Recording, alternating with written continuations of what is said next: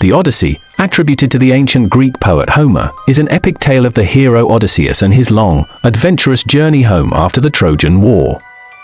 It's a story filled with gods, monsters, and incredible challenges. The story begins with the end of the Trojan War.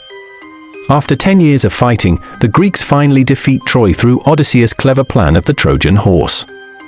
With the war over, Odysseus and his men set sail for Ithaca, his homeland. Their first stop is the island of the Cicones.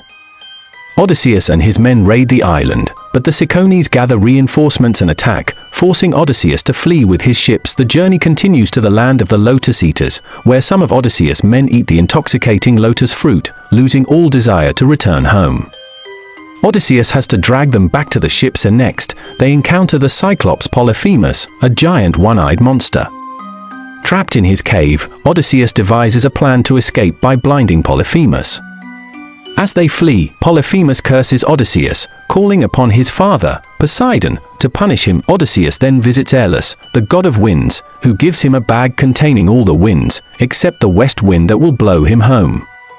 When Ithaca is in sight, Odysseus' curious crew opens the bag, releasing the winds and blowing them off course. They reach the land of the Laestrygonians, a race of giant cannibals who destroy all but one of Odysseus' ships and devour the crews. On the island of Aeaea, they meet the enchantress Circe, who turns some of Odysseus' men into swine.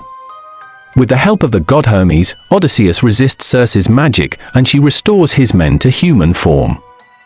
They stay with Circe for a year before she helps them on their journey. Circe advises Odysseus to visit the underworld and consult the prophet Tiresias. In the underworld, Odysseus meets the spirits of the dead, including his mother, and learns of the dangers ahead. Back on their journey, they pass the island of the Sirens, whose enchanting song lures sailors to their doom. Odysseus has his men plug their ears with beeswax and ties himself to the mast to safely hear their song. They navigate between Scylla, a six-headed monster, and Charybdis, a massive whirlpool. Scylla snatches and devours 6 of Odysseus' men. As they pass, they reach the island of Thrinacia, home to the cattle of the sun god Helios. Despite warnings, Odysseus' men slaughter and eat the sacred cattle. Helios demands revenge, and Zeus destroys their ship with a thunderbolt. Only Odysseus survives, drifting to the island of Ogygia. On Ogygia, the nymph Calypso keeps Odysseus captive for 7 years, promising him immortality if he stays.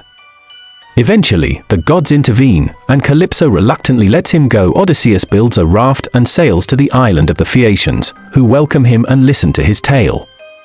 They provide him with a ship to finally return to Ithaca. Disguised as a beggar by Athena, Odysseus returns to find his palace overrun by suitors vying for his wife Penelope's hand. With the help of his son Telemachus and a few loyal servants, Odysseus devises a plan. Penelope announces she will marry the suitor who can string Odysseus' great bow and shoot an arrow through 12 axe heads.